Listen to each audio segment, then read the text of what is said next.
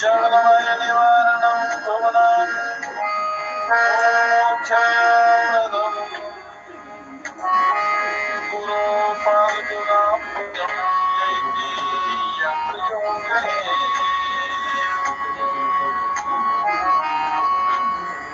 भजामि परमं मध्ये स्थितं भवाब्धि भयनाशनं श्रवणरोगकाय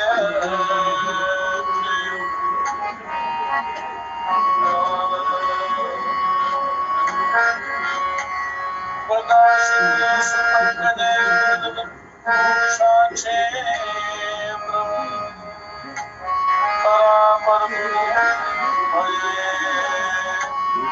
सकल भय भोग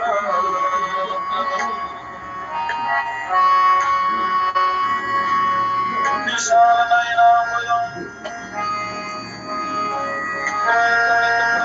प्रभामण्डलं भण्डारमणिपाटले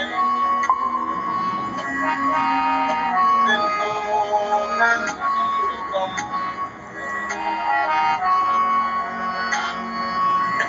जलाशयकलेवरं कृतकलेवरसे महोजसुमापतिर्निगत दक्षभागे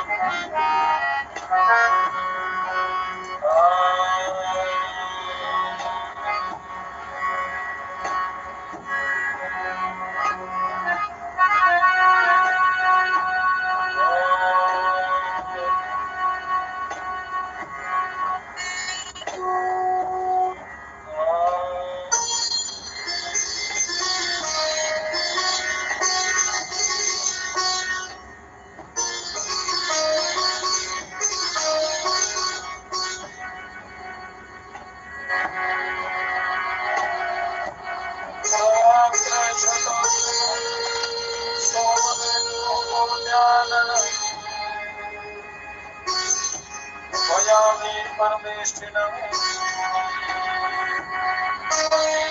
कुमारो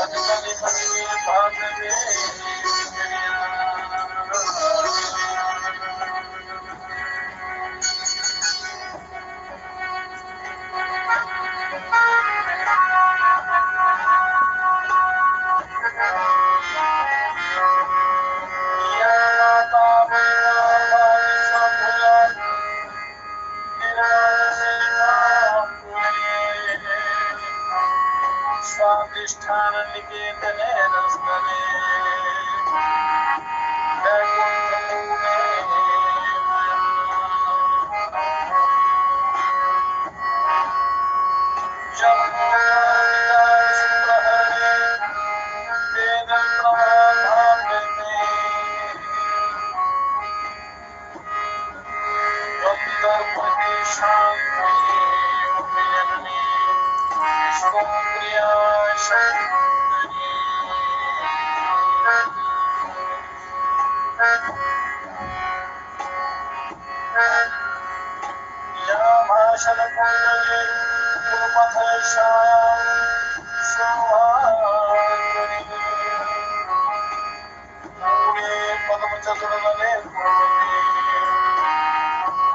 स्वासदेशाय श्रीराम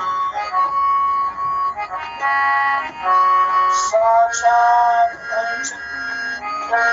जनप्रिया भाषयन्ति नित्यायोगी भयावहा विषहरा कुर्वन्ति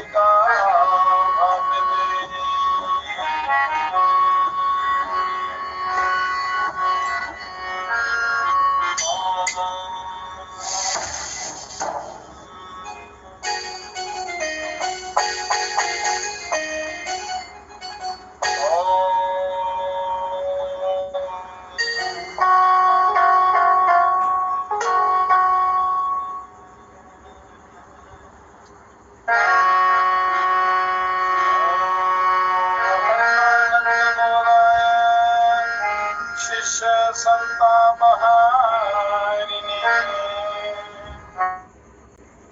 प्रसीद मम भास्कर दिवाकर नमस्तुभ्यं प्रभाकर नमोस्तुते ओम गजाननं भूतगणादिसेवितं कल्पितजम्बूफलचारुभक्षणम् उमाशोकविनाशकारकं नमामि विघ्नेश्वर पादपङ्कजम्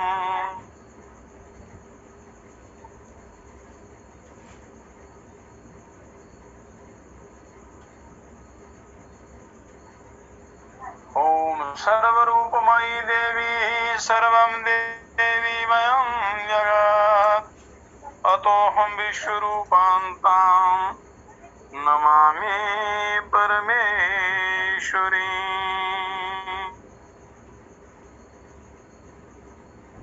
नन्दन्तु साधका सर्वे विनश्यन्तु विदूषका अवस्था शाम्भवी मे अस्तु प्रसन्नोऽस्तु गुरु सदा नमामि यामिनीनाथ लेखालङ्कृत कुन्दलां भवानी भवसन्तापं निर्वापन सुधा नदी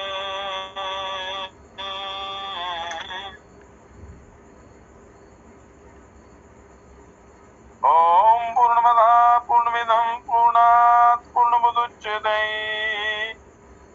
पूर्णस्य पूर्णमादाय पूर्णमेवावशिष्यते ओम कुलाना शुभदा शांता सर्वदा कुलवर्धना आयुर्वनं यशो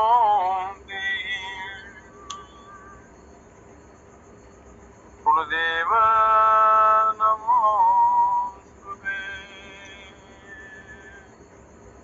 ओम श्री राम लाल महाप्रभुवे नमः। ओम स्वामी नित्यानंद सद्गुरुवे नमः। ओम हरि भक्त चैतन्य सद्गुरुवे नमः। स्वामी चंद्रमोहन परम ब्रह्मणे नमः। स्वामी सूर्यानंद सिद्धि योगिने नमः। ओम सर्वेभ्यो देवेभ्यो नमः। ओम मातृपितृ चरण कमलेभ्यो नमः। ओम इष्ट देवताभ्यो नमः। ओम ग्राम देवताभ्यो नमः। ओम स्थान देवताभ्यो नमः।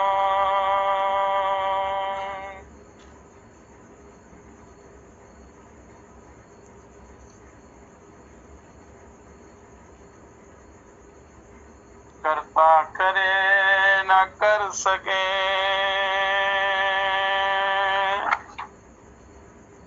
गुरु करे सो हो। सात दीप नवखंड में सदगुरु जी से बड़ा न को।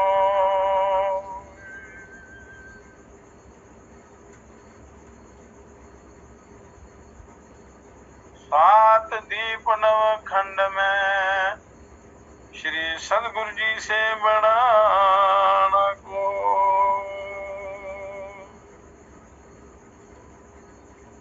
राम राम जपते रहो जब लग घट में प्राण। कब हुक दीन दयाल के भनक पड़ेगी कान। कब हुक दीन दयाल के भनक पड़ेगी कान। हरि नाम की लूट है योग ध्यान की लूट है। लूट सके तो लूट अंत समय पछताएगा जब प्राण जाएंगे छूट। अंत समय पछताएगा जब प्राण जाएंगे छूट। ऐसी वाणी बोलिए मन का आपा खोए और उनको शीतल करे आप हो शीतल हो।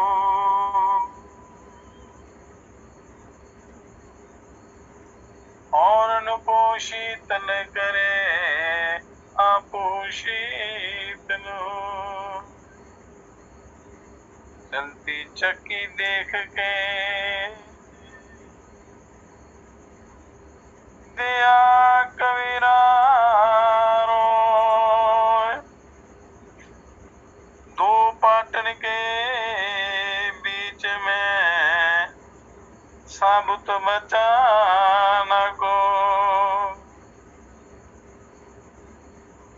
दो पाटन के बीच में साबुत बचा न कोई। सुमरन सुरत लगाए कर मुख से कछु न बोल। बाहर के पट देगे अंतर के पट खोल। बाहर के पट देगे अंतर के पट खोल। सांच बराबर तप नहीं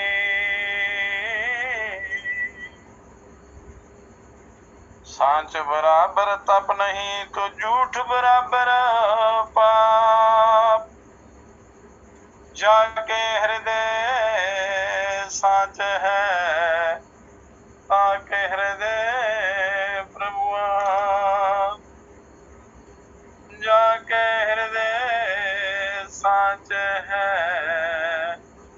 ताके हृदय प्रभुआ।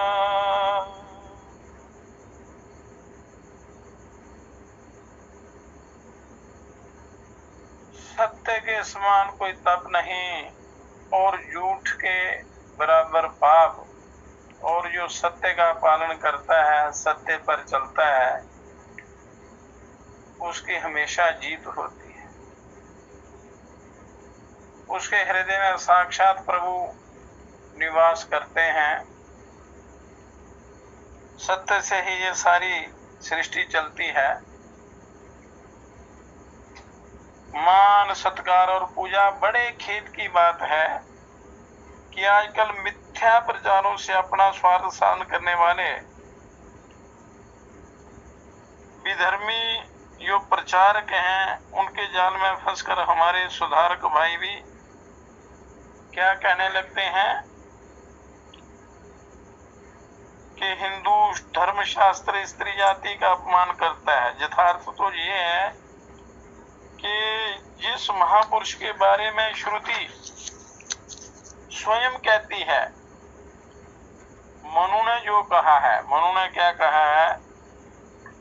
जन्म यद्धन मनु अब्रवीत तद्भेषजम, कि मनु ने जो जो कुछ कहा है मनुष्य के कल्याण के लिए कहा है, वो सब जगत का कल्याण करने वाला है। और जिसको कालिदास ने भी बताया है और बड़े बड़े ऋषि मुनियों ने भी बताया है, मगर जिसे क्योंकि भगवान मनु ने स्त्री के संबंध में मान सत्कार आदि साधारण शब्दों का नहीं बल्कि पूजा शब्द का प्रयोग करते हुए कहा है। क्या कहा है उन्होंने? स्त्रियों का सनातन धर्म में देवताओं की तरह पूजा की जाती है, भगवती की तरह पूजा की जाती है। उन्होंने कहा यत्र नार्यस्तु पूज्यन्ते रमते तत्र देवता, कि जहाँ स्त्रियां पूजी जाती हैं वहां देवता निवास करते हैं, और जहाँ स्त्रियां दुखी रहती हैं वहां महालक्ष्मी आदि देवता नहीं बसते। और तब मान और सत्कार तो बहुत छोटी बात है, बात शास्त्र में पूजा की है। तो धर्म शास्त्रों में भी कई स्थानों में जहां तक कहा गया है कि यत्र नार्यो न पूज्यन्ते शमशान तत्र वे गृहम, कि जहां स्त्रियां शक्ति रूपी स्त्रियां, क्योंकि सृष्टि का संचालन इनके बिना नहीं हो सकता, यहाँ स्त्रियां नहीं पूजी जाती, वह तो घर नहीं है शमशान है इत्यादि। ऐसी परिस्थितियों में ये कैसी भयानक भूल, अन्याय और जुल्म है कि ऐसे भगवान मनु को, ऐसे धर्म शास्त्रों को स्वार्थी विधर्म प्रचारक जो हैं, प्रचार विधर्मी लोगों के शिष्य बनकर अपना पतन कर रहे हैं, दुष्प्रचार कर रहे हैं। अंधे नेव नियमाना यथा अंधा, तो इस न्याय से स्त्री जाति के शत्रु बताया करते हैं। स्त्री मात्र का मातृ स्वरूप, क्योंकि स्त्री एक शक्ति रूप है, माता का रूप है। हमारे शास्त्र तो यहाँ तक पहुंचे हुए हैं कि वे इतना नहीं कहते कि जगन माता भगवती को जगत गुरु मानो और पूजो, परंतु वे कहते हैं कि स्त्री मात्र को जगन माता और जगत गुरु मानो और पूजो। शास्त्रों में तो ये लिखा हुआ है कि भगवती जगदम्बा के साथ साथ समस्त स्त्री मात्र को जगत माता और जगत गुरु मानो और पूजो। जगत गुरु का स्वरूप है और उनकी पूजा करनी चाहिए। और स्त्री निंदा आदि का निषेध कहा गया, क्योंकि स्त्री शक्ति रूप है, शक्ति के बिना कोई भी सृष्टि का संचालन नहीं होता।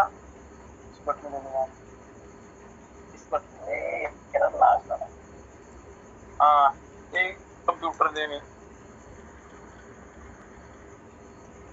इस प्रकार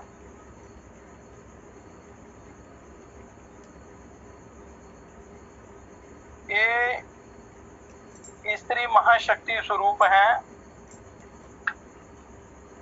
भगवती जगजननी जगदम्बा का साक्षात रूप है, होती हैं।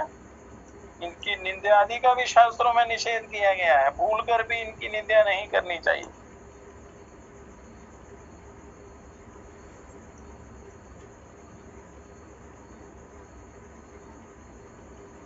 तो स्त्रीणा निंदा प्रहारं च कौटिल्यं च प्रियं वचा आत्मनो हितं मन विषन्न देवी भक्तो विवर्जित। देवी का भक्त होकर अपना हित चाहने वाला स्त्रियों की निंदा करने, उसको मारने, ठगने और उनका दिल दुखाने वालों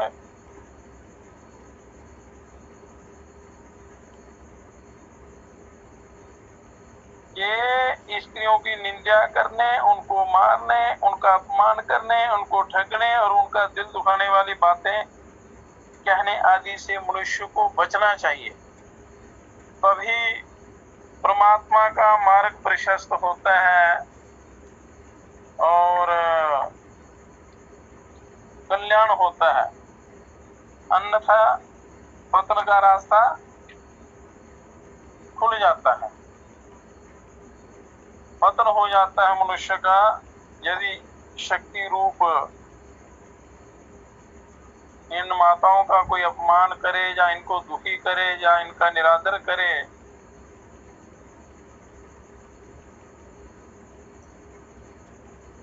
तो उनका कल्याण नहीं हो सकता, किसी भी जन्म में कल्याण नहीं हो सकता।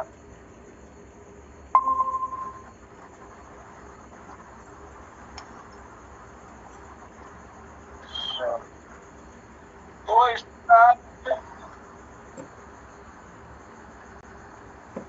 देवी भक्त कौन है, भगवती का भक्त कौन है?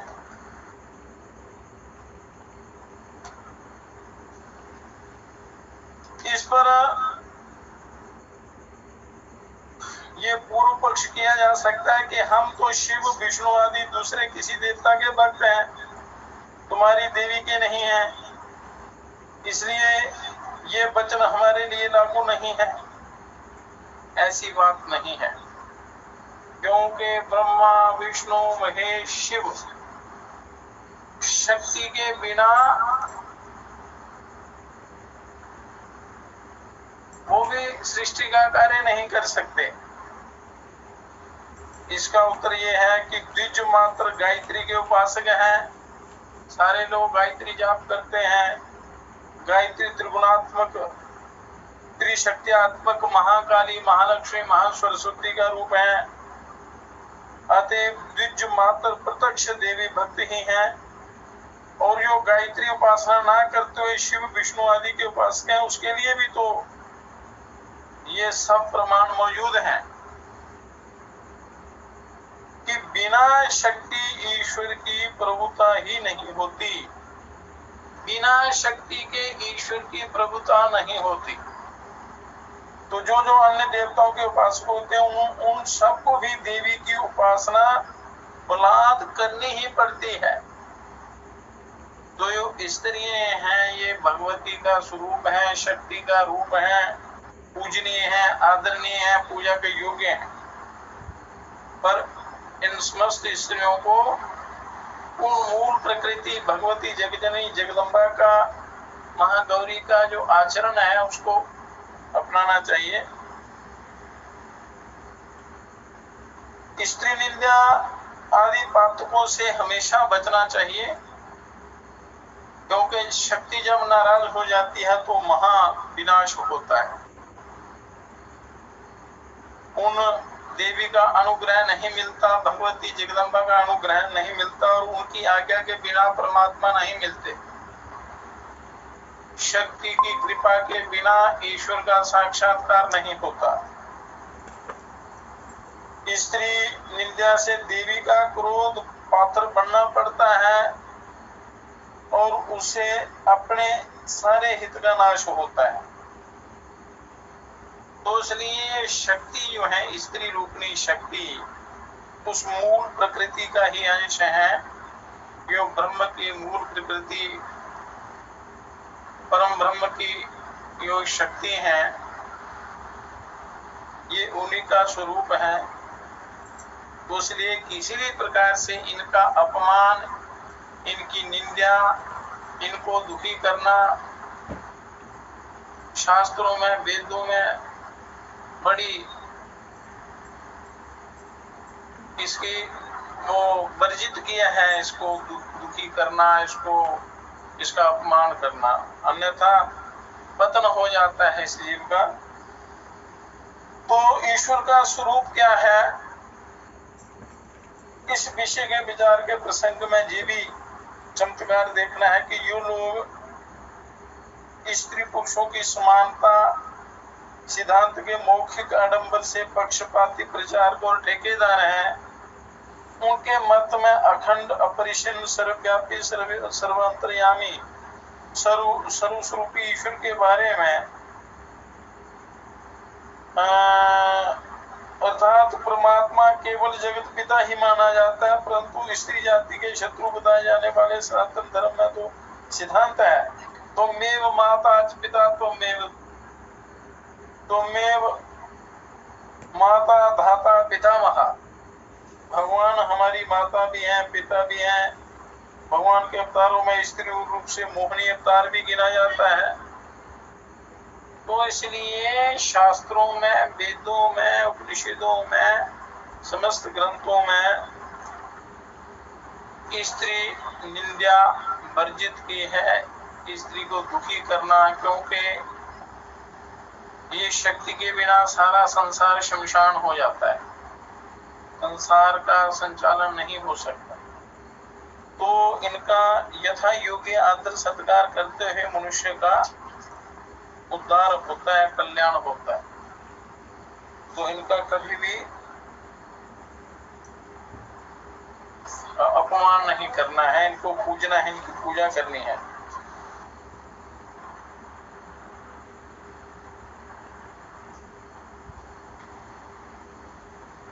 तो देवताओं के नाम ही देखें आप तो उसमें भी शक्ति का नाम जुड़ा होता है।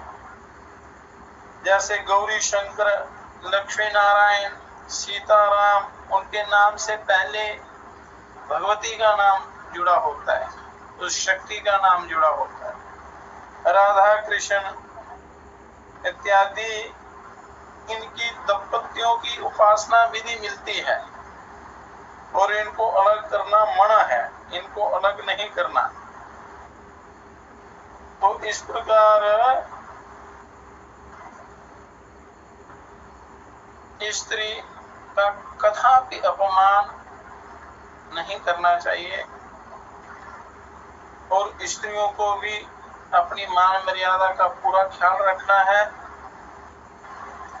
और यदि इनकी पूजा की जाती है, क्योंकि ये भाव प्रधान होती हैं, इनमें भावना, श्रद्धा बहुत ही अनंत होती है, भक्ति, प्रेम, श्रद्धा, और इनका मान सम्मान किया जाए तो ये तो संसार को, इस पृथ्वी को, भूमंडल को स्वर्ग से भी महान बना देती है। और यदि इनका अपमान किया जाए तो महाप्रलय हो जाती है, महाविनाश हो जाता है। तो भगवान शक्ति के अधिष्ठान हैं, इसलिए आधार रूपी ईश्वर के बिना शक्ति रह ही नहीं सकती।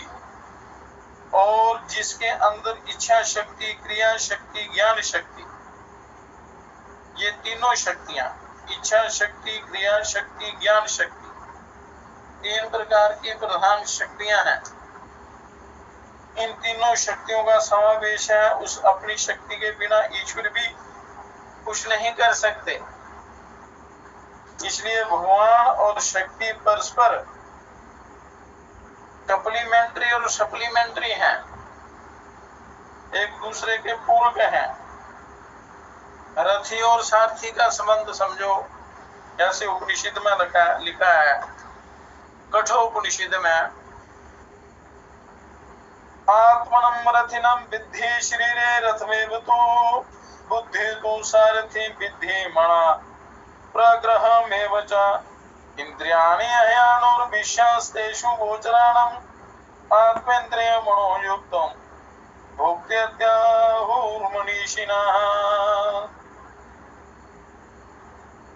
आपो तुम गिरिजापति। एक शिव मानस पूजा में ये लिखा है कि ये सिद्ध होता है ऐसे कि जैसे हमारे शरीर रूपी रथ में रहने वाले आत्मा और बुद्धि रथी हैं और सारथी का संबंध रखते हैं। आत्मा और बुद्धि रथी और सारथी का संबंध रखते हैं, वैसे ही ईश्वर और भगवती में रथी और सारथी का संबंध है। क्योंकि भगवती ही भगवान की प्रेरिका होकर उनकी गाड़ी को चलाती हुई उनके सब काम करती हैं और उनके सब काम करवाती हैं।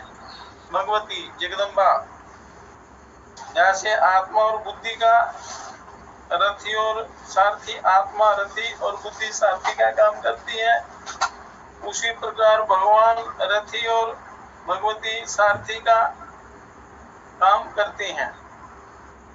तो मनुष्य दंपतियों में भी यही संबंध है।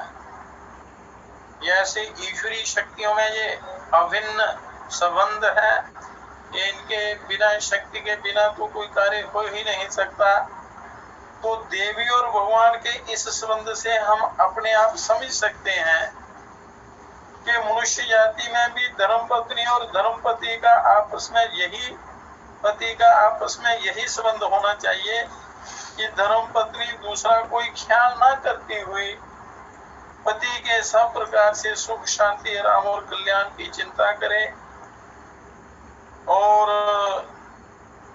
घर के कार्य करे, अर्थात उसकी सारथी बने, पति की सारथी बने। अर्जुन और श्री कृष्ण के रथों का सुभद्रा जी और सत्यभामा जी ने जो सारथ्य किया था, उससे भी इसी तत्व की हम लोगों के लिए बड़ी रोचक और बड़ी उज्जवल दृष्टांत रूपी शिक्षा मिलती है कि पति और पत्नी का संबंध रथी और सारथी का है, रथी और सारथी का है। पति रथी है, स्त्री सारथी का, पूरे घर परिवार चलाती है, पूरी सृष्टि का संचालन करती है। तो इसी का नाम शास्त्रों में ऐक्य है।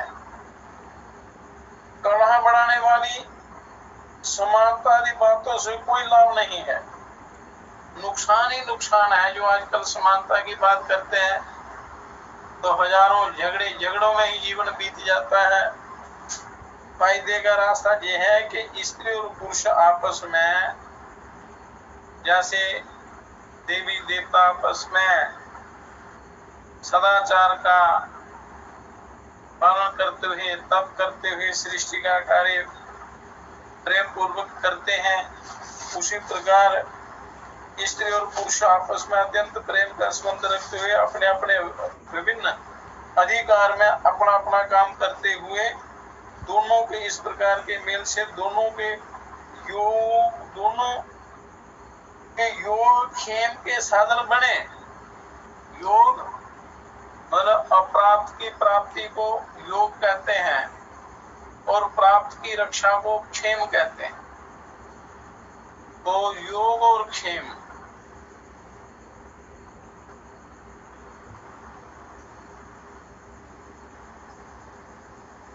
सर्वधर्मान् परित्यज्य मामेकं शरणं व्रज हत्वा सर्वपापेभ्यो मोक्षयिष्यामि मा शुचः।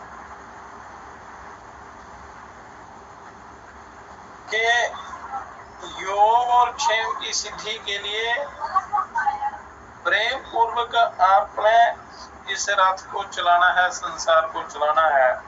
रथी और सारथी का सही ढंग से कार्य करते हुए आपने इस संसार रूपी गाड़ी में, इस शरीर रूपी रथ के द्वारा अपने उस ईश्वर को प्राप्त करना है। तो शिव शक्ति ऐक्य के इसी हिसाब से शिव शक्ति एक रूपणी नाम से ग्रंथों में, श्री ललिता सहस्त्र नाम में देवी के विशेष रूपी नामों का वर्णन करके अंतिम नाम विशेषण रूपी ललिता अंबिका दिया गया है। इसका मतलब यह है कि ललिता अंबिका देवी के जो विशेषण रूपी श्री माता, श्री महारानी, महाराजी आदि ये 1000 नाम पहले दिए गए हैं, उन सब का शिव शक्ति एक रूपणी एक नाम के भीतर अंतर्भाव, उपसंहार, गणीकरण और क्रोडीकरण किया गया है। तो भगवत शक्ति के 4 अर्थ हैं, तो उनको अच्छी प्रकार समझ लेना है, क्योंकि मनुष्य को संस्कृत और हिंदी पढ़ने का अभ्यास करना चाहिए, क्योंकि सारे शास्त्र संस्कृत में हैं। तो संस्कृत विश्व की सबसे उत्तम और सबसे परिष्कृत और महान पूर्ण भाषा है और सबसे मधुर और कल्याण करने वाली। तो भगवत शक्ति के 4 अर्थ हैं।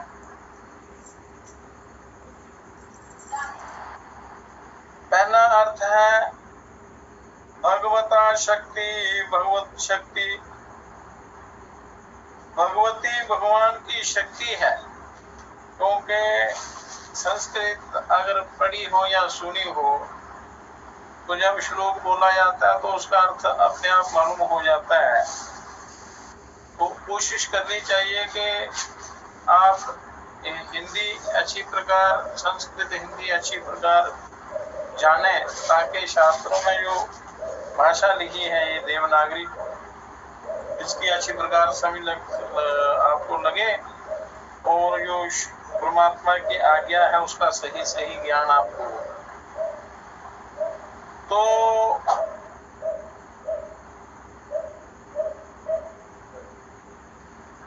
तो ईश्वर की प्रेरणा करने वाली और उसके सब काम करने वाली ये शक्ति है। दूसरा अर्थ है भगवती शक्ति, भगवत शक्ति के इस भगवान में जो शक्ति है उसी का नाम देवी है।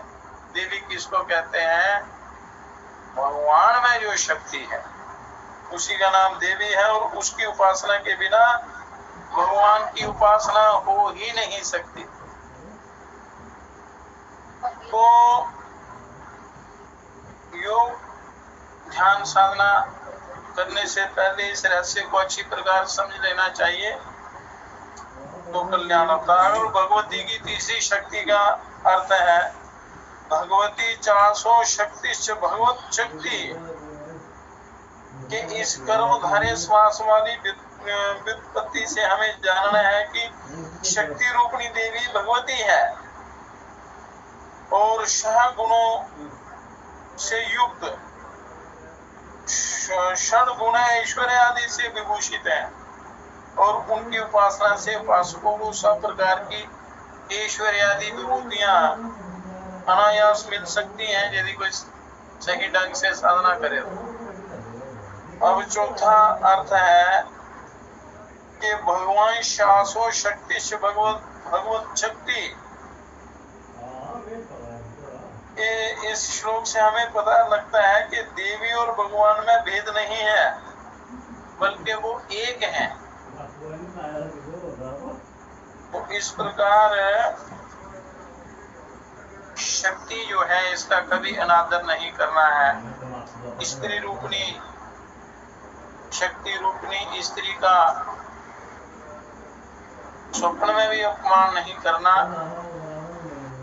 इनको सही पथ पर लाने का प्रयास करना, और बड़ा जल्दी ये परमार्थ के मार्ग में लग जाती हैं। एक बार लग जाए तो सबका कल्याण कर देती हैं। तो देवी महिमा की अनंतता, वो चाहे देवी शक्तियां हो या मातृ स्त्री शक्ति हो, ऐसी जगन्माता भगवती की उपासना की आवश्यकता और महिमा के विषय पर कितना भी कहते चले, सब थोड़ा है।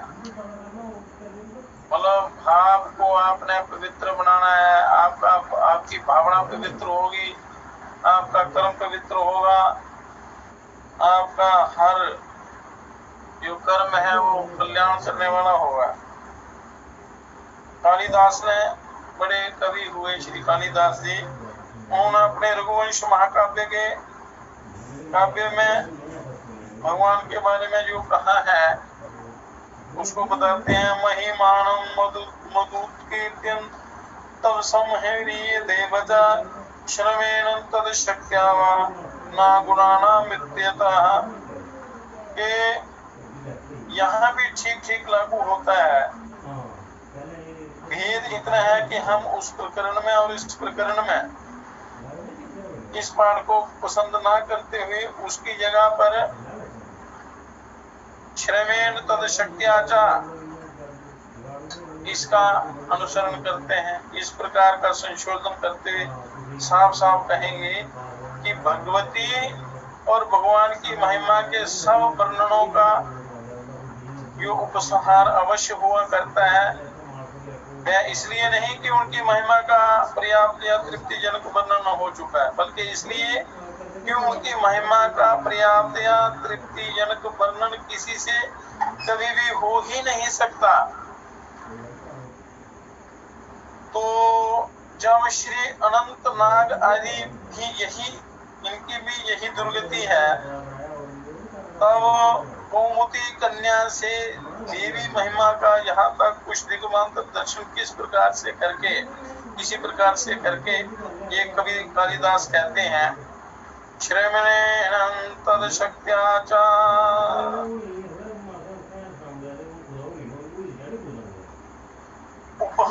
उपसंहार करने के समय वे ही दो खास प्रसंग बार बार याद आते हैं इस प्रसंग को समाप्त करने में,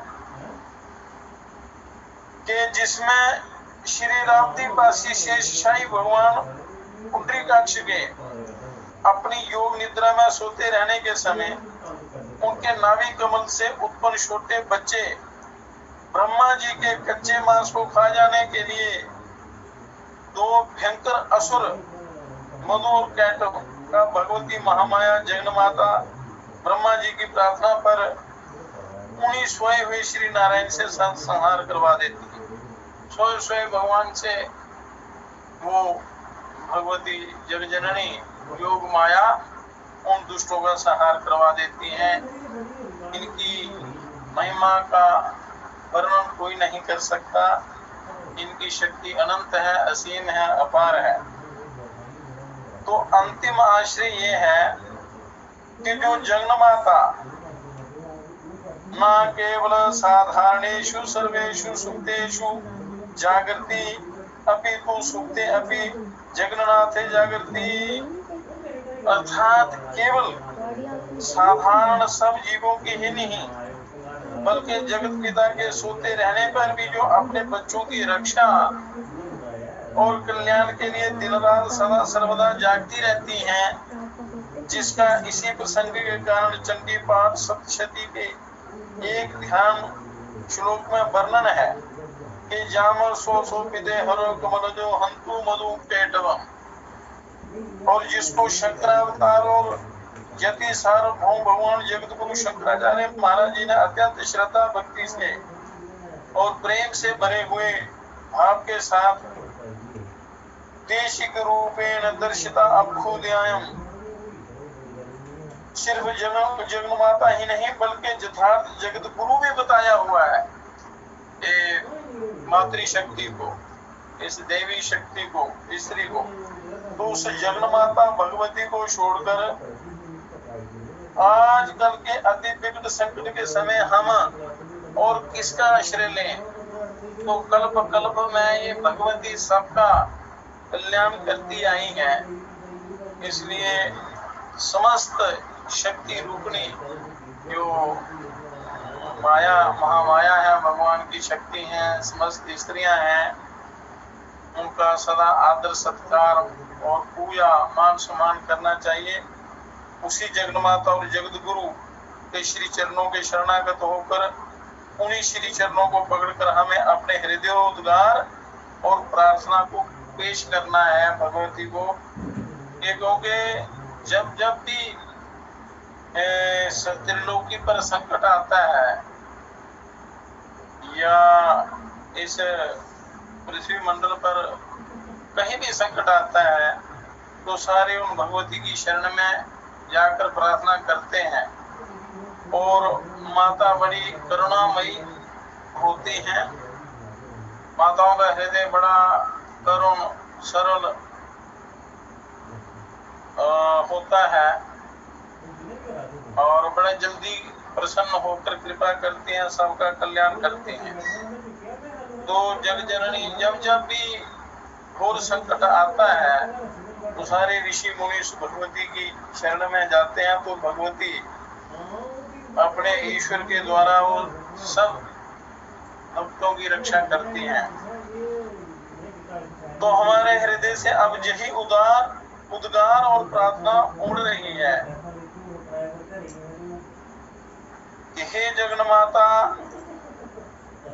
उस समय मधु कैटभ से तुम्हारे ही बचाई हुई उसी ब्रह्मा के द्वारा इच्छा शक्ति, क्रिया शक्ति, ज्ञान शक्ति रूपणी, शब्द ब्रह्म रूपणी तुम्हारी ही प्रेरणा और शक्ति से भगवान ने जिस सनातन वैदिक धर्म का दुनिया को उपदेश दिया, सनातन वैदिक धर्म, इससे बढ़कर कोई रास्ता नहीं होता है कल्याण का।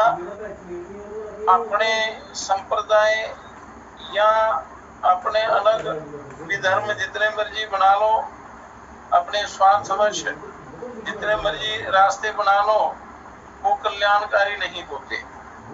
तो ये वैदिक सनातन वैदिक धर्म परमात्मा ने दिया है, उनका उपदेश दिया है संसार के कल्याण के लिए।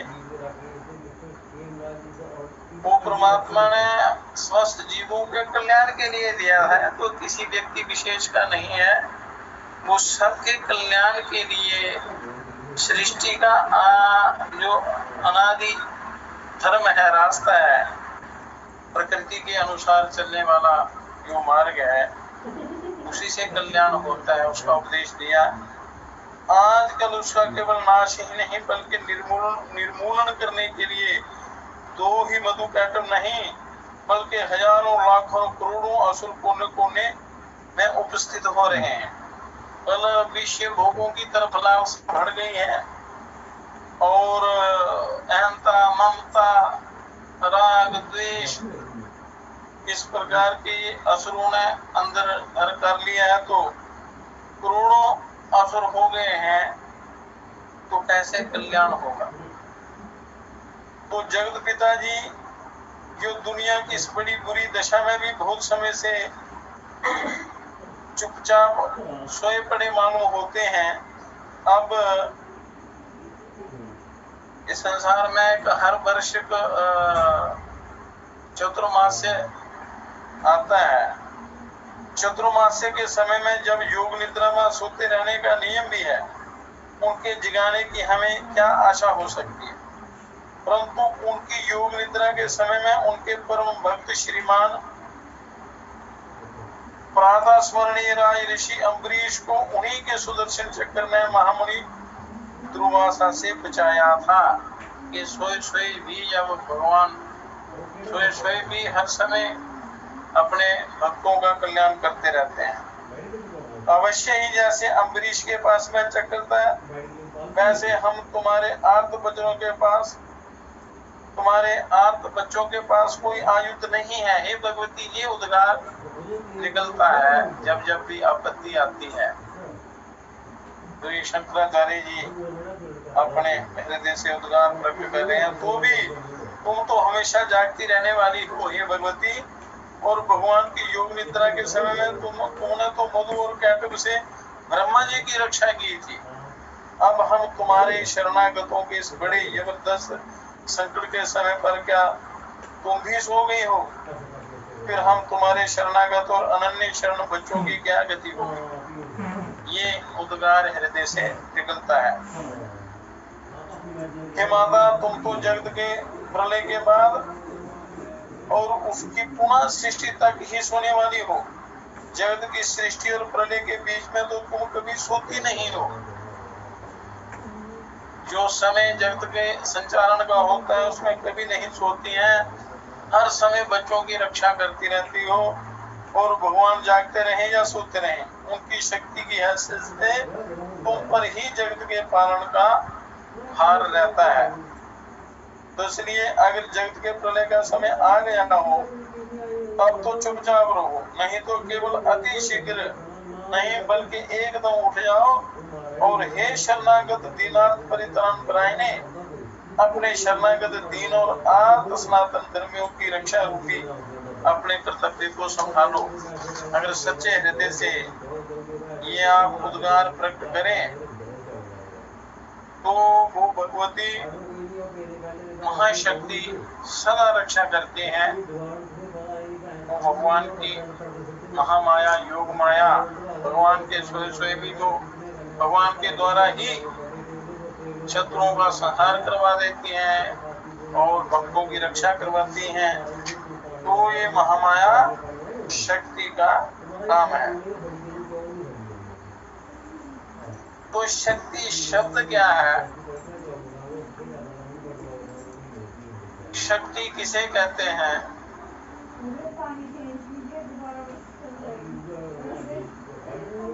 शक्ति शब्द के अनेक अर्थ ग्रंथों में बतलाए गए हैं, क्योंकि ग्रंथों में जो लिखा गया है वो बड़ा अनुभव करके और वो ज्ञान ईश्वर के द्वारा ऋषि मुनियों ने घोर तप करके प्राप्त किया है। तो ऋषि मुनि संत नदियां वृक्ष इत्यादि ये बिना किसी स्वार्थ के संसार का कल्याण करने में लगे रहते हैं। तो मनुष्य को चाहिए कि जो ये मनुष्य शरीर आपको मिला है, तो इसमें आपने परमात्मा की आज्ञा का पालन करते हुए अपना कल्याण करना है।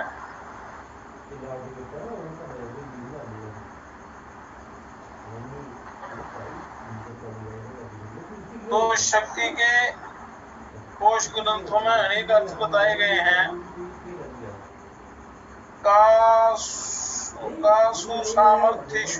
सामर्थ्योश्य शक्ति, शक्ति पराक्रमः प्राणः,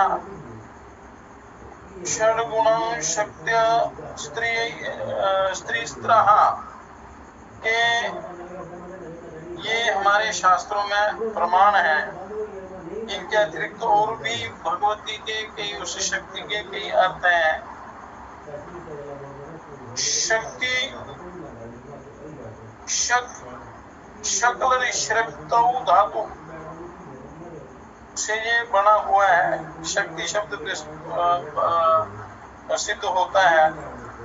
कारण वस्तु में जो कार्योत्पादनोपयोगी अपृथक सिद्ध धर्म विशेष है, उसी को शक्ति कहते हैं। उदाहरण के लिए हम अग्नि की दाह शक्ति को ले सकते हैं। उदाहरण के लिए शक्ति शब्द का अर्थ बताते हैं। साधारणतया अग्नि दाह उत्पन्न करता है, अग्नि, और ये हम लोग जानते हैं। परंतु कहीं कहीं ऐसा भी देखा गया है कि अग्नि का स्पर्श होने पर भी दाह नहीं होता। अग्नि का स्पर्श होने पर भी उसमें जो दाहिका शक्ति है उसका स्पर्श नहीं होता और उसका असर नहीं होता। तो भारत में इसके उदाहरण बहुत से मिलेंगे आपको। दक्षिण भारत में देवी देवताओं की मन्नत मानकर दधकती हुई आग में कूदने की प्रथा आज भी विद्यमान है। तो वो क्या शक्ति है? वो भी शक्ति है। दाहिका शक्ति का असर जिस पर नहीं होता, वो भी एक शक्ति के द्वारा ही ऐसा होता है। जादूगर तपाए हुए लाल लोहे को अपने हाथ में उठा लेते हैं, उनके हाथ पैर नहीं जलते। चिरकाल से ये बात मानी जाती है कि मणि मंत्र और औषधि के प्रभाव से, मणि मंत्र और औषधि के प्रभाव से अग्नि का स्पर्श होने पर भी दाह पैदा नहीं होता। तो उसमें मणि में भी कोई एक छिपी हुई शक्ति है। अतएव अग्नि में दाहोपयोगी एक ऐसी शक्ति को मानना पड़ेगा जो मणि मंत्र औषधि आदि के प्रभाव से नष्ट हो सकती और उनके अभाव में पैदा उत्पन्न होती है। मीमांसक लोग इस प्रकार की शक्ति मानने वालों में प्रधान है। अतः शक्ति वह चीज है जो कारण के साथ अपृथक सिद्ध रहकर कार्योत्पादन उपयोगी होती है। तो शक्तियां अनेक हैं। शक्तियां अनेक हैं। विष्णु शक्ति परा प्रोक्ता, क्षेत्राख्या तथा परा, अविद्या कर्म संज्ञान त्रिक्ता शक्ति धीयते।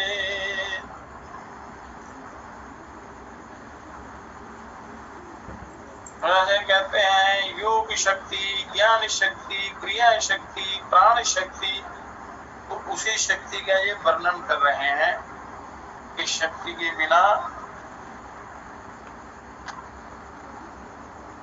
कुछ नहीं होता।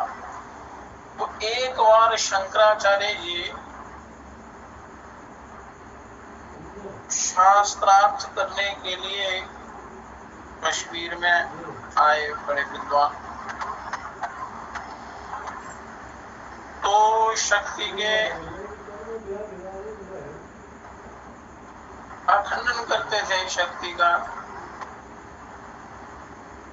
पर जब आए तो उन्होंने महाशक्ति ही थी, जगजननी जगदम्बा, जिनसे शास्त्रार्थ करना था, तो वो मानते नहीं थे शक्ति को। आए तो जब शास्त्रार्थ का जो दिन था उससे पहले ही उनको दस्त लगे और शरीर कमजोर हो गया, शरीर में जान नहीं रही, वो शक्ति नहीं रही। तो जब विद्वानों ने कहा महाराज वो शास्त्रार्थ करना है, तो कहने लगे नहीं भाई मैं नहीं कर सकता, मेरे अंदर वो शक्ति नहीं रही है, बीमारी ने मुझे बड़ा कमजोर कर दिया है, मैं शक्तिहीन हो गया हूं। फिर उन्होंने स्वीकार किया कि शक्ति की महिमा को नहीं, शक्ति के बिना कुछ भी नहीं हो सकता।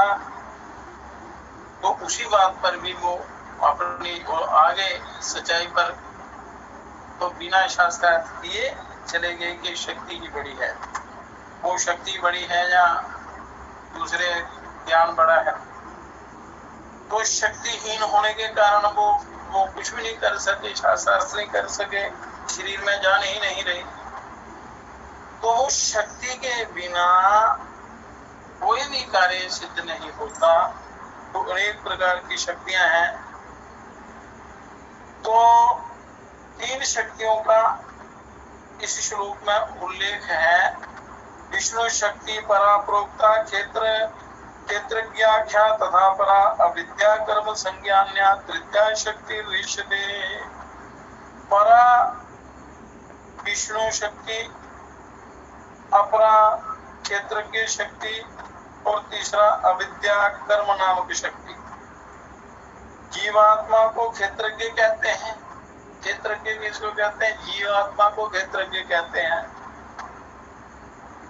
तीसरी शक्ति कर्म है, इसी का नाम मंत्र अविद्या भी है, इसको अविद्या भी कहते हैं। इसी अविद्या के कर्म शक्ति से वेष्टित होकर क्षेत्रज्ञ मतलब आत्मा, जीवात्मा नाना प्रकार के संसार तापों को प्राप्त होता है। कर्म शक्ति से, अज्ञान शक्ति से वेष्टित होकर संसार के तीनों तापों को प्राप्त होता है। अधिदैविक, अधिभौतिक और आध्यात्मिक 3 प्रकार के तापों से संतप्त होता है और नाना योनियों में जाता है। जैसा कि विष्णु पुराण में भी कहा गया है, ये वेद जिनको समझ में नहीं आते तो उनके लिए पुराणों की रचना की हुई है। तो जस्या क्षेत्र की शक्ति सा वेष्टिता लिप्त स्वर्गा संसार तापान अखिलान प्राप्त्योत्ति संततानम। स्वर्ग का अर्थ है जो सर्व योनियों में जाती है। स्वर्गा, स्वर्गा का अर्थ क्या है? जो सब योनियों में जाती है। केवल ये 3 ही शक्तियां नहीं हैं, बल्कि हर भाव पदार्थ में अलग अलग शक्ति है। ये केवल 3 ही शक्तियां नहीं हैं, हर पदार्थ, भाव पदार्थ में अलग अलग शक्ति होती है। और ये बात भी विष्णु पुराण में कही गई है। सभी भावों में भिन्न भिन्न शक्तियां हैं, जिनका हम ना तो चिंतन कर सकते हैं और ना वह हमारे ज्ञान का विषय ही हो सकती हैं। जैसे अग्नि की उष्णता और जल की शीतलता आदि, ये भी शक्तियां हैं। अग्नि की उष्णता और जल की ये शीतलता है, शीतलता देने वाली जो शक्ति है आदि। अग्नि उष्ण क्यों है, कहां से उसमें उष्णता आती है इत्यादि चिंतन हम लोग नहीं कर सकते। चिंतन करने पर भी उष्णता आदि का हमारे ज्ञान का विषय नहीं हो सकती। इसी प्रकार ब्रह्म की भी सर्ग आदि अनेक शक्तियां हैं ब्रह्म की भी। तो उनकी एक शक्ति है अहंता शक्ति। अनेक प्रकार की शक्तियां हैं। तो शक्ति के रहस्य को समझकर आत्म कल्याण करने की, ब्रह्म तत्व की प्राप्ति की वो शक्ति आपके अंदर होनी चाहिए। तो वो आती है तपस्या से, तप से, साधना से। अहंता, ममता, राग, द्वेष इत्यादि इन विकारों को छोड़ने पर ही वो ईश्वर प्राप्ति की योग्यता भी एक शक्ति है। शक्ति आती है, शक्ति मतलब योग्यता आती है। तो अहंता शक्ति, इस तरह की अनेक शक्तियों में श्री महाविष्णु की अहंता नाम की एक शक्ति है। अहंता नाम की एक शक्ति है और यही महालक्ष्मी है। ये महालक्ष्मी, महाकाली, महासरस्वती, ये क्या है शक्तियां? तस्य जा परमा शक्तिर ये श्रेव हिम दीदिते सर्वावस्थांगता देवी स्वापम भूतान पायनी अहंता ब्राह्मणस्तस्य सहमास्मे सनातनी। महालक्ष्मी इंद्र के प्रति कहती हैं कि उस परम ब्रह्म की जो चंद्रमा की चांदनी की बात समस्त अवस्थाओं में साथ देने वाली स्वातम भूता अनपायनी अहंता नाम की परमा शक्ति है, वह सनातनी शक्ति मैं ही हूँ। महालक्ष्मी कहते हैं इंद्र के प्रति। इस शक्ति का दूसरा नाम नारायणी भी है और ये बात भी उसी ग्रंथ में कही गई है। महालक्ष्मी जी कहते हैं कि मैं नित्य निर्दोष सीमा रहित कल्याण गुणों वाली नारायणी नाम वाली वैष्णवी परासत्ता हूँ। ये विष्णु जी की जो शक्ति है, अहंता शक्ति। तो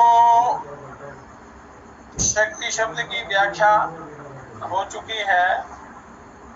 कारणों में अपृथक सिद्ध रहने वाला कार्योपयोगी धर्म ही शक्ति है।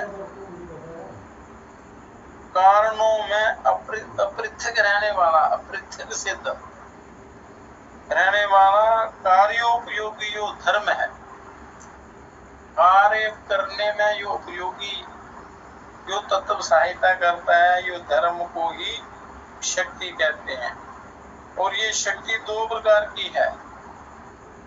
कुछ तो केवल धर्म मात्र है और कुछ धर्म और धर्मी उभय रूप है।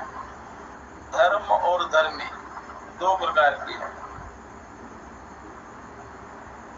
तो अग्नि आदि भावों की उष्णता आदि शक्तियां केवल धर्म है। अग्नि आदि भावों की उष्णता, अग्नि की जो उष्णता है, उष्णता आदि जो शक्तियां हैं केवल धर्म है, उनका धर्म है। क्षेत्रज्ञ शक्ति धर्म और धर्मी उभय रूप है। क्षेत्रज्ञ को जीवात्मा की जो शक्ति है, धर्म और धर्मी, ये दो रूपों में होती है। क्षेत्रज्ञ ईश्वर के प्रति विशेषण होकर धर्म बनाते हुए भी स्वयं अनेक धर्मों वाला है, शक्तिमान भी है, उसको धर्मी कहते। तो इन दो प्रकार की शक्तियों में भी श्री महालक्ष्मी द्वितीय कोटि की शक्ति है। स्वयं परमात्मा का विशेषण होती हुई धर्म होकर भी वह अनेक गुण धर्मवती और शक्तिमती भी है महालक्ष्मी। तो जो विष्णु शक्ति पराप्रोक्ता विष्णु पुराण के वचन जो यहाँ लिखे गए हैं, बताए गए हैं, लोगों को समझाए गए हैं, उनमें जो विष्णु शक्ति कही गई है वह क्या है, इसी विषय में ग्रंथों में नाना प्रकार के मत प्रदर्शित किए गए हैं अपनी अपनी योग्यता के अनुसार। किंतु प्रधान शास्त्रों में ये लिखा है कि वह विष्णु शक्ति ही अहंता नाम वाली महालक्ष्मी है। इसलिए विष्णु के साथ महालक्ष्मी का नाम उच्चारण किया जाता है। उस वचन में अपरा शक्ति और अविद्या शक्ति के विषय में, अपरा शक्ति और अविद्या शक्ति के विषय में जैसा यहाँ स्पष्टीकरण दिया जाता है, वैसा स्पष्टीकरण विष्णु शक्ति के विषय में नहीं किया गया है। तो केवल एक विष्णु शक्ति का उल्लेख किया गया है, किंतु तस्य शक्ति का नाम, उस परम ब्रह्म की शक्ति का क्या नाम है, जो परिपूर्ण ब्रह्म है उनकी शक्ति का क्या नाम है।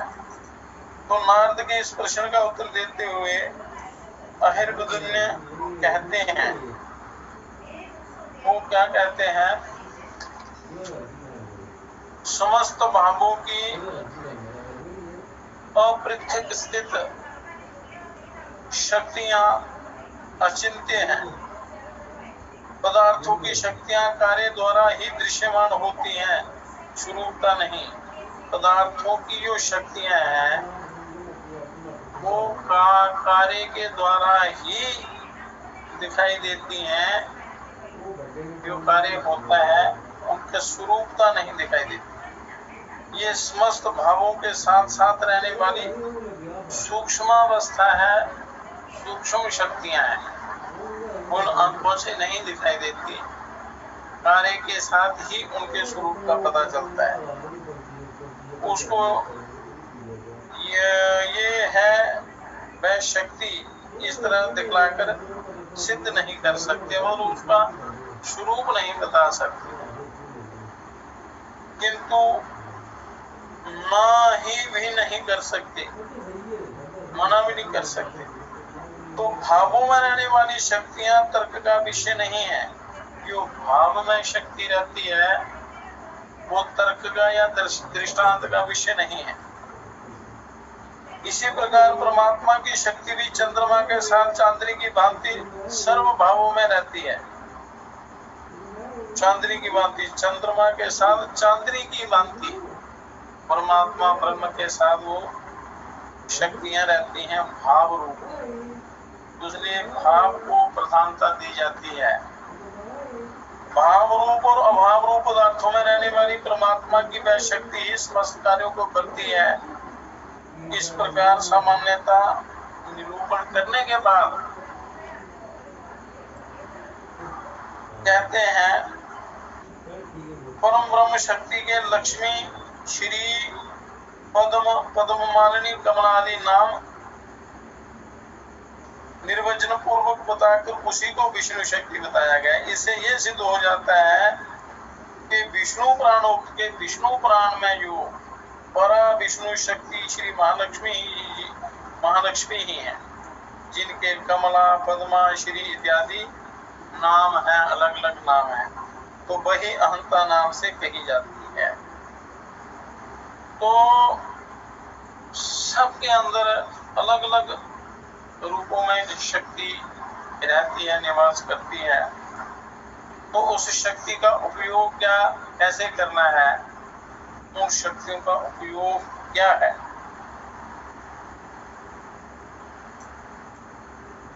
तो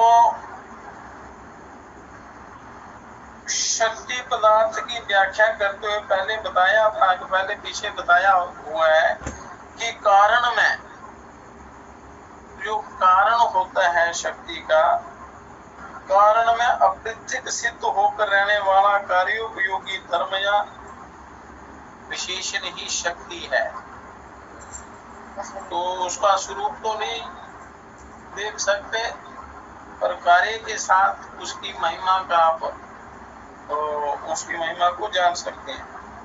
अब ये विचार करना है कि महालक्ष्मी जी यदि शक्ति हैं तो उनमें ये लक्षण समन्वित होता है या नहीं। तो परम ब्रह्म परमात्मा जगत की सृष्टि स्थिति और संहार के कारण है।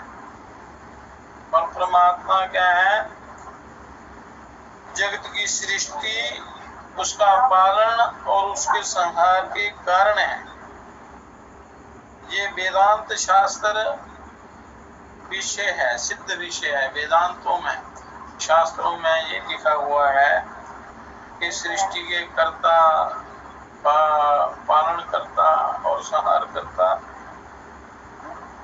परमात्मा कारण है। तो ये उस परमात्मा के उन कार्यों में उपयुक्त होने वाली श्री महालक्ष्मी जी के उस परमात्मा का अप्रत्यक्ष सिद्ध विशेषण होने के कारण उनमें शक्ति लक्षण ठीक समन्वित होता है कि ये महालक्ष्मी विष्णु जी की शक्ति ही है। तो श्री महालक्ष्मी जी के 5 कार्य हैं। भगवत शक्ति रूप, ये लक्ष्मी जी भगवत शक्ति रूप है, इनकी इतना व्याख्या की है। तो इसके 5 कार्य हैं। तिरोभाव, सृष्टि, स्थिति, संहार और अनुग्रह, ये 5 कार्य करती हैं लक्ष्मी जी।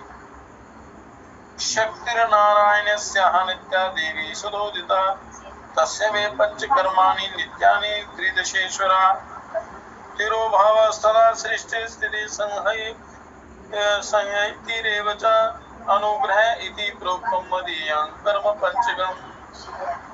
सृष्टि, स्थिति और संहार सुप्रसिद्ध है, ये सब जानते हैं, सब पढ़ते हैं, शास्त्रों में सुनते हैं।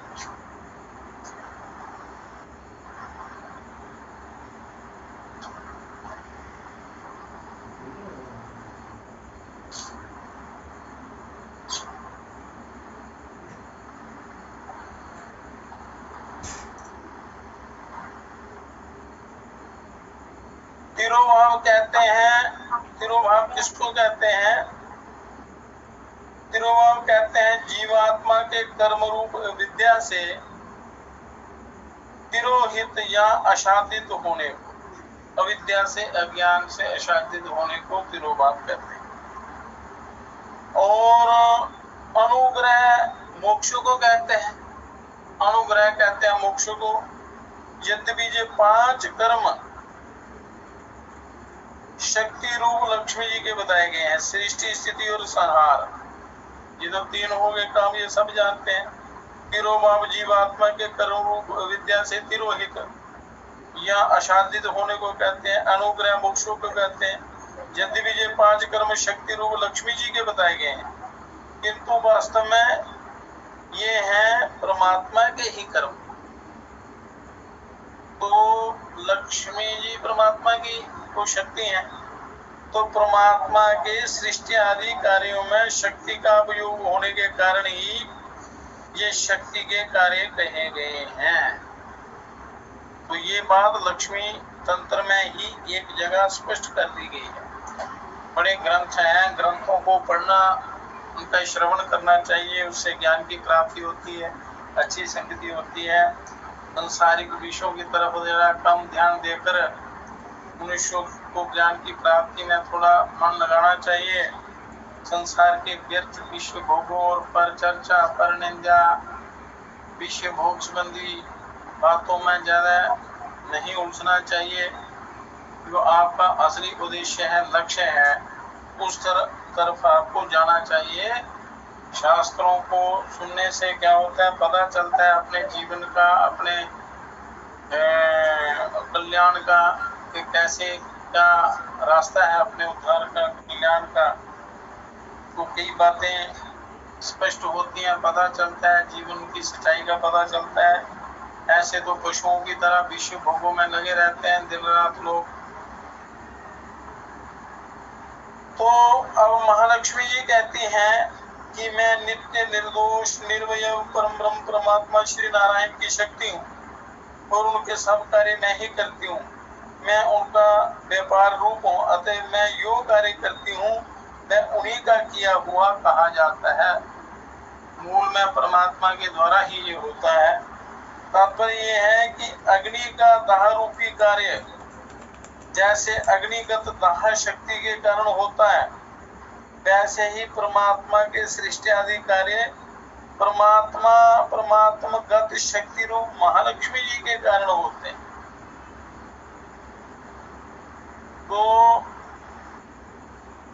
परमात्मा जी की शक्ति के कारण जो अहंता शक्ति है वो महालक्ष्मी जी है, उसी के ये कार्य होते हैं ब्रह्म के सहयोग से, पर वो शक्ति के द्वारा ये हुए माने जाते हैं।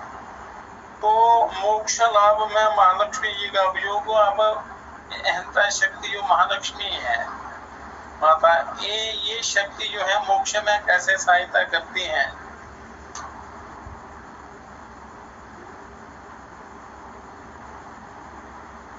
महालक्ष्मी, महाकाली, महासरस्वती और भी अनेक प्रकार की शक्तियां हैं परमात्मा की। योग शक्ति, स्वरूप शक्ति इत्यादि जितनी भी शक्तियां हैं कि ये पहले ये बतलाया जा चुका है कि ईश्वरी सृष्टि आदि समस्त कार्यों में शक्ति रूप महालक्ष्मी जी का उपयोग है, परंतु मोक्ष दान रूप कार्य में तो श्री महालक्ष्मी जी का विशिष्ट रूप से उपयोग है। जीवों को मोक्ष लाभ श्री महालक्ष्मी जी के कारण ही होता है। जीवों का जो मोक्ष है तो महालक्ष्मी जी जल्दी परमात्मा के द्वारा जीवों का उद्धार करवा देती हैं। मोक्ष लाभ बड़ा जल्दी मिलता है। तो यहाँ पर रक्षा शब्द से मोक्षदान ही अभिप्रेत है। लक्ष्म्या सह ऋषिकेशो दिव्या करुण रूपया रक्षक सर्व सिद्धांते वेदांते सूचा गीयते। तो परमात्मा मोक्ष प्रद है, ये सर्व शास्त्र सिद्धांत है, ये परमात्मा मोक्ष प्रद है। यदि आप परमात्मा का ध्यान करेंगे, उनकी आज्ञा का पालन करेंगे तो वो मोक्ष देते हैं। किंतु वह मोक्ष प्रदत्व लक्ष्मी सहित नारायण का है, केवल नारायण का नहीं, उनमें शक्ति का सहयोग है। तो मोक्षदान में मुख्य कर्तृत्व ऋषिकेश का होने पर भी उसमें लक्ष्मी का साथ प्रयोजक रूप में अंतर्भूत होता है, तो उनमें सहायता करती हैं। तो लक्ष्मी के बिना मोक्षदान असंभव हो जाता है शक्ति के बिना, इसलिए शक्ति की उपासना बहुत ही आवश्यक होती है। तो भगवत शरणागति में लक्ष्मी जी का जो पुरस्कारत्व अवश्य अपेक्षित है, उसके बिना शरणागति कार्यकारी नहीं होती। उनके बिना शरणागति कार्यकारी नहीं होती। शरणागति अपना काम नहीं कर सकती। तो ये बात सर्वोत्भावेन शास्त्रों ने स्वीकार की है कि ईश्वर की दया ही मोक्ष लाभ का मुख्य कारण है। तो जीव के सब प्रयत्न उसके बिना निरर्थक है। उस दया के होने पर जीव प्रयत्न अनावश्यक है। उसकी अगर दया हो जाती है तो सारे प्रयत्न काम में आते हैं। तो इसलिए उनकी दया की प्राप्ति के लिए उनकी शक्ति की उपासना बहुत ही आवश्यक है। तो परमात्मा श्रवण मनन निधि ध्यान आदि किसी भी उपाय से लभ्य नहीं है, किंतु वह परमात्मा जिसको अपनाते हैं उसी को मिलते हैं। उसी के सामने से ये माया तिरस्कारणी हटती है। तो उसकी दया का पात्र बनना चाहिए। तो दया की पात्रता प्राप्त करने के लिए परमात्मा ने जो रास्ता बताया उस पर चलना पड़ता है। दया तो तभी करेंगे वो जब आप दया के योग्य होंगे, तो उसके लिए आपको क्या क्या करना है वो शास्त्रों में वर्णित है। तो इसलिए इस ज्ञान को अच्छी प्रकार धारण करना है। एक बार सुनने में समझ में नहीं आता, इसलिए इसका बार बार अभ्यास किया जाता है। तो इसमें भी सारे शास्त्रों का सार उन्होंने उपनिषद और वेदांत बताया है, और उसमें योग, उसमें भी योग मार्ग जो है वो सबसे सरल सीधा छोटा रास्ता है, योग ध्यान, ध्यान ईश्वर की प्राप्ति का। तो शास्त्रों की, गुरुओं की आज्ञा के अनुसार उस परमात्मा की महान आज्ञा का पालन करते हुए अपने उस विद्या को प्राप्त करना है, अपना कल्याण करना है, उद्धार करना है। तो पहले विषय को अच्छी प्रकार समझ के फिर उस साधना में लग जाना चाहिए। उसका अगर अर्थ का पता हो तो आप अपना कल्याण बड़ा जल्दी कर सकते हैं। तो वह परमात्मा की दया निर्हेतु की दया होती है। ईश्वरी दया किस पर होगी, कब होगी, ये जानना अशक्य है। दयामय परमात्मा के सामने जब ये पाप राशियों से, अनाद्यनंत पाप राशियों से भरा हुआ जीव श्री महालक्ष्मी जी को पुरुषाकार बनाकर अकिंचनो अनन्य गति शरण्य तो पादमूलम शरणम प्रपद्ये कहता हुआ जा करता है, उस समय अनन्य पराधीन अनियाम्य सर्व स्वतंत्र सर्व काम फलप्रद परमात्मा की दया को उद्बोधित करके उस जीव को दया का पात्र बनाने वाली मां लक्ष्मी जी के सिवा दूसरी कौन है।